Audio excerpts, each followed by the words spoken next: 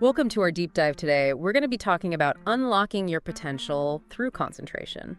And we've got some pretty fascinating research to share with you all. Yeah. So I actually found out while we were prepping for this deep dive that our brains actually reward us when we concentrate. That's right. It's like a built-in motivation system. Yeah, it's not just any reward, it's dopamine, which is, the neurochemical that's associated with pleasure and motivation. That's incredible. I had no idea. So it's not just about willpower. There's actual brain chemistry happening. Oh, Can you tell me a little bit more about that system and how it works? sure. So every time you successfully focus on a task and you make progress, your brain releases a little bit of dopamine, and that creates a positive feedback loop. Okay. So the more you concentrate, the more dopamine you get, the more motivated you feel to keep concentrating. So it's like training a dog with treats, but instead of treats, it's dopamine, and the dog is our brain. Yeah, that's a great analogy.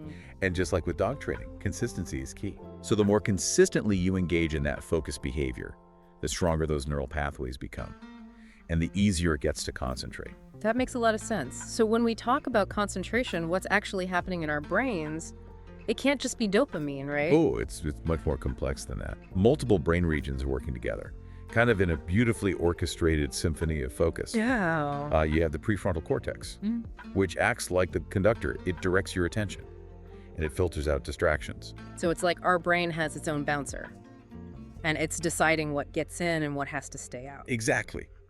But here's the thing.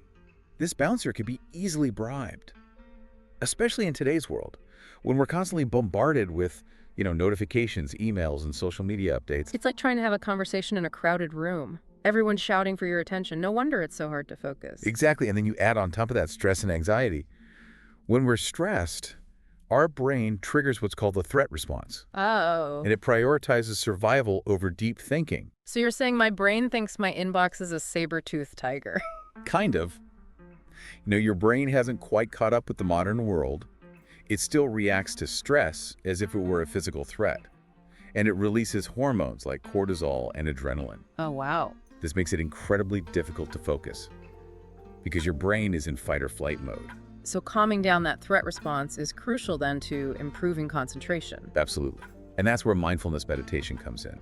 It's been shown to actually help regulate those stress hormones and quiet the mental chatter.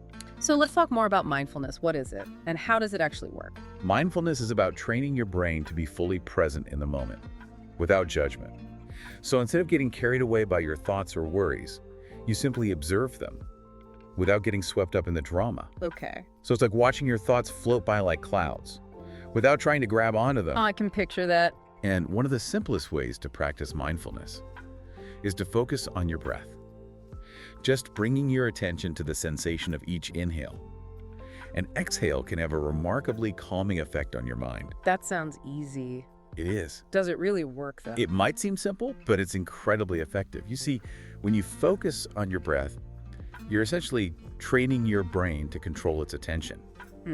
And the more you practice, the better you become at directing that attention where you want it to go, whether it's your work, your relationships, or simply enjoying the present moment. I'm definitely going to try that. But what about all the other distractions? The ones that are, how do we deal with those? Right.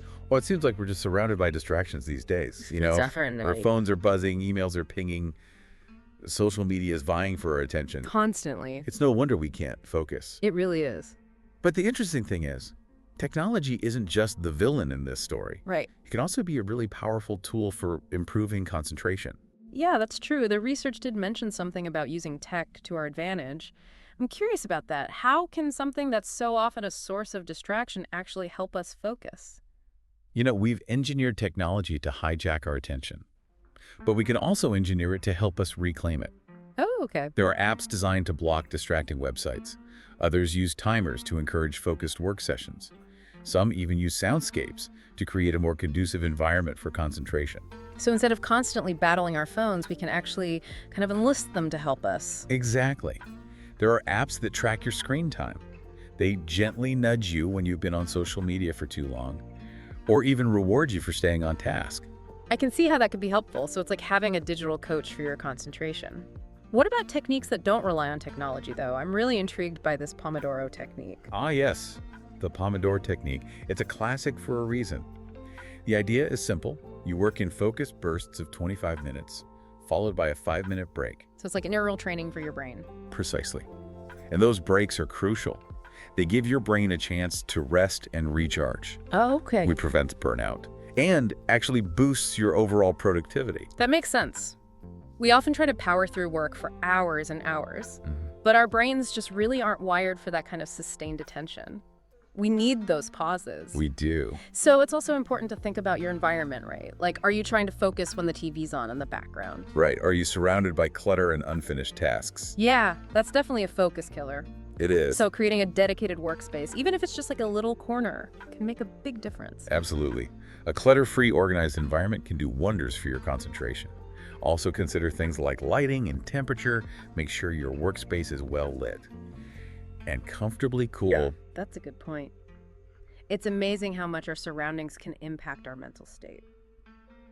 Okay, so we've talked about a lot of different techniques. Mindfulness, setting clear goals, this Pomodoro technique, optimizing our environment, even using technology to our advantage. How do we put it all together? Where do we even begin? That's a great question. And I think that's where a lot of people get stuck. It can feel really overwhelming to try to implement all of these things at once. Yeah, I can see that. So what's the secret? Is there a magic formula? The secret, if you can call it that, is to start small and be patient. Trying to overhaul your entire routine overnight is a recipe for frustration. Right. Instead, pick 1 or 2 techniques that resonate with you and gradually incorporate them into your daily life. So instead of diving headfirst into like a 30-day mindfulness challenge, maybe just try 5 minutes each morning. Exactly. And maybe you experiment with a Pomodoro technique for one specific task each day. The key is to build momentum, not overwhelm yourself. I like that approach. Small steps, consistency, and patience. Now, the source material also emphasized the importance of setting SMART goals. Can you remind me what that acronym stands for? Of course, SMART stands for specific, measurable, achievable, relevant, and time-bound. Okay.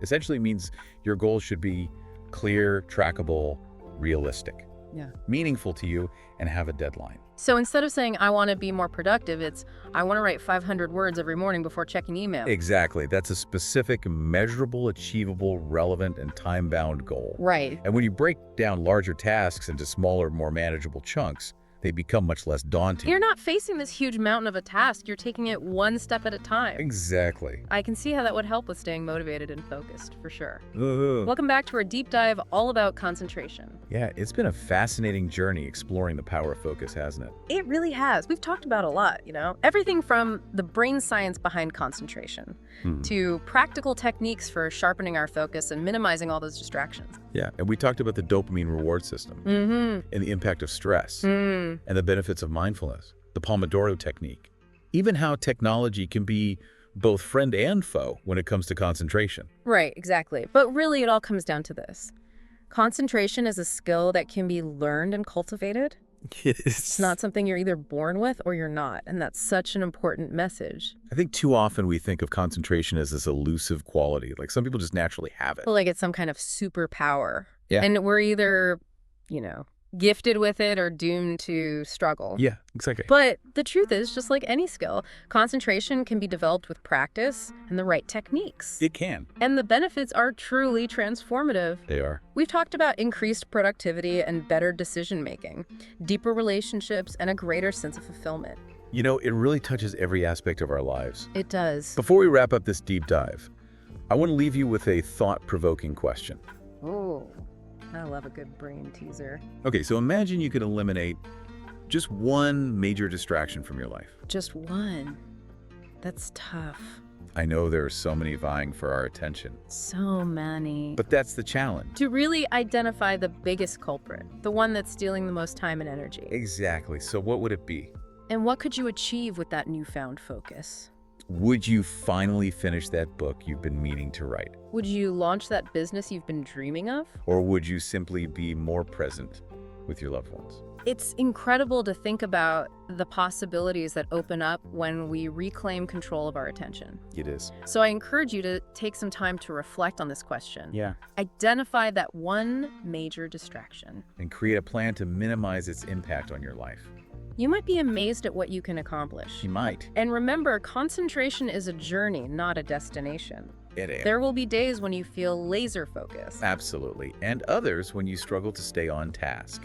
The key is to be patient with yourself Yeah, celebrate your progress. and never give up on the pursuit of mastering your focus. Because ultimately, the ability to concentrate is the key to unlocking your true potential. It's the foundation for achieving your goals For living a more meaningful life. and for shaping your own destiny. So keep practicing, keep exploring, and keep reaching for your full potential. Great advice. Thanks for joining us on this deep dive into the world of concentration. It was our pleasure. We hope you've gained some valuable insights today and are feeling inspired to take your focus to the next level. We do. Until next time, stay focused.